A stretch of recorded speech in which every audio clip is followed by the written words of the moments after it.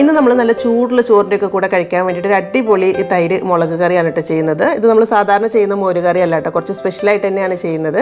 അപ്പം ഇതുപോലെ ചെയ്യാത്തവരുണ്ടെങ്കിൽ തീർച്ചയായിട്ടും വീഡിയോ മുഴുവനായിട്ട് കണ്ടിട്ട് ഒന്ന് ചെയ്ത് നോക്കണം കേട്ടോ. ഇഷ്ടമാവും തന്നെ വിചാരിക്കുന്നു. ഇഷ്ടപ്പെടുകയാണെങ്കിൽ വീഡിയോ ഒന്ന് ലൈക്ക് ചെയ്യാനും ഷെയർ ചെയ്ത് സപ്പോർട്ട് ചെയ്യാനും കൂടെ മറക്കരുത് കേട്ടോ.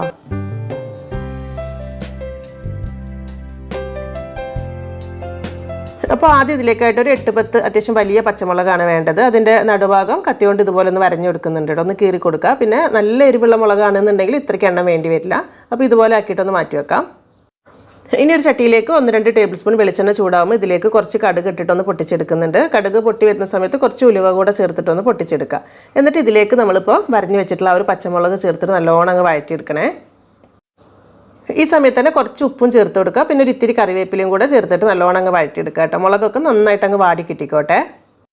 ഇനി ഒരു 1/4 ടീസ്പൂൺ മാത്രം മഞ്ഞൾപ്പൊടി കൂടെ ചേർത്ത് കൊടുക്കുന്നുണ്ട്. മഞ്ഞ കളർ ഒരുപാട് വേണ്ട. അപ്പോൾ അതുകൂടെ ഒന്ന് മിക്സ് ആക്കിയിട്ട് ചെറിയ തീയിൽ വെക്കുക. പിന്നെ ഒരു 5-6 ചെറിയുള്ളിയും കുറച്ച് വെളുത്തുള്ളിയും അതുപോലെ തന്നെ ചെറിയൊരു പീസ് ഇഞ്ചി എടുത്തിട്ടുണ്ട്. ഒരു 1/2 ടീസ്പൂൺ ചെറിയ ജീരകവും 1 ടീസ്പൂൺ കുരുമുളകുമാണ് എടുത്തിട്ടുള്ളത്. ഇതെല്ലാം കൂടെ ഒന്ന് ഇതുപോലെ ചതച്ച് ഒതുക്കിയെടുത്താൽ മാത്രം മതി, അരഞ്ഞ് പേസ്റ്റ് ആവേണ്ട. അതുകൂടി ഇതിലേക്ക് ചേർത്തിട്ട് നല്ലോണം അങ്ങ് മിക്സ് ആക്കി എടുക്കുക.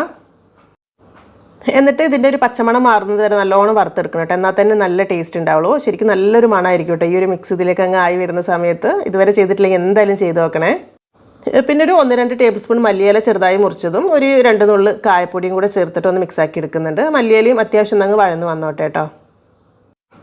സാധാരണ നമ്മൾ തൈര് കറി ഉണ്ടാക്കുമ്പോൾ മല്ലിയില ഇടലില്ല, പക്ഷേ ഇതുപോലെ ഒന്ന് ചെയ്ത് നോക്കുക കേട്ടോ, കുഴപ്പമൊന്നുമില്ല, അടിപൊളി തന്നെയാണ്. ഇനി ഞാൻ ഇതിലേക്കൊരു 1.5 കപ്പ് അളവിൽ തൈരാണ് എടുത്തിട്ടുള്ളത്. അതിലേക്ക് ആവശ്യത്തിനുള്ള ഉപ്പും കൂടെ ചേർത്ത് നല്ലോണം മിക്സ് ആക്കി എടുക്കുക കേട്ടോ. മിക്സിയിൽ അടിച്ച് നമ്മൾ വെള്ളം പോലെ ആക്കി എടുക്കുന്നില്ല, ഇതുപോലെ ഒന്നങ്ങ് ഒരു സ്പൂണോ വിസ്കാട്ട് വെച്ചിട്ട് മിക്സ് ആക്കി എടുത്താൽ മതി. അപ്പോൾ ഒരു കട്ടിയിൽ കിട്ടുക. എന്നിട്ട് ഈ ഒരു തൈര് ഇതിലേക്ക് ചേർത്തിട്ട് നന്നായിട്ടങ്ങ് മിക്സ് ആക്കിയിട്ട് വേഗം തന്നെ ഗ്യാസ് ഓഫ് ചെയ്യുക കേട്ടോ. കാരണം തൈരായതുകൊണ്ട് തന്നെ പിരിഞ്ഞു പോകാൻ ചാൻസ് ഉണ്ട്. അപ്പോൾ അതുകൊണ്ട് തന്നെ ഈ ഒരു ചട്ടിയുടെ ചൂട് തന്നെ അതങ്ങ് മിക്സായി കിട്ടിക്കോളും. ഒരുപാട് ചൂടാക്കി എടുക്കേണ്ട ആവശ്യമില്ല. അപ്പോഴേക്കും ഇതാ ആ ഒരു കളറൊക്കെ മാറി നല്ല അടിപൊളിയായിട്ട് വന്നിട്ടുണ്ടാവും. അപ്പോൾ ഇതാ ഇത്ര തന്നെ ഉള്ളൂട്ട് പരിപാടി. പിന്നെ ഈ ഒരു മോര് കറി എന്ന് പറയുമ്പോൾ സാധാരണ മോര് കറി പോലെ കുറച്ച് ലൂസായിട്ടല്ല, ഈ ഒരു കട്ടിയിൽ തന്നെയാണ് വേണ്ടത്. ഉണ്ടാക്കിയിട്ട് കുറച്ച് ചൂടൊക്കെ ആറി തണുത്തതിന് ശേഷം കഴിക്കുമ്പോഴാണ് കറക്റ്റ് ആ ഒരു ടേസ്റ്റ് കിട്ടുക കേട്ടോ.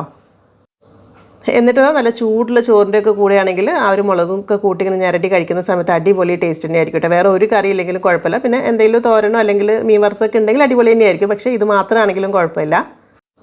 അപ്പോൾ എന്തായാലും നിങ്ങൾക്ക് ഇഷ്ടമായെന്ന് വിചാരിക്കുന്നു. ഇതുപോലെ ചെയ്യാത്തവരൊക്കെ ഉണ്ടെങ്കിൽ നിങ്ങൾക്ക് തീർച്ചയായിട്ടും ഒന്ന് ചെയ്ത് നോക്കാം കേട്ടോ. വീഡിയോ ഇഷ്ടമാണെങ്കിൽ ഒന്ന് ലൈക്ക് ചെയ്യാനും ഷെയർ ചെയ്ത് സപ്പോർട്ട് ചെയ്യാനും മറക്കരുത്. അപ്പോൾ ഇനി എന്തായാലും എന്നത്തെയും പോലെ തന്നെ നല്ല നല്ല റെസിപ്പീസായിട്ട് നമുക്ക് പുതിയ വീഡിയോയിൽ കാണാം. താങ്ക്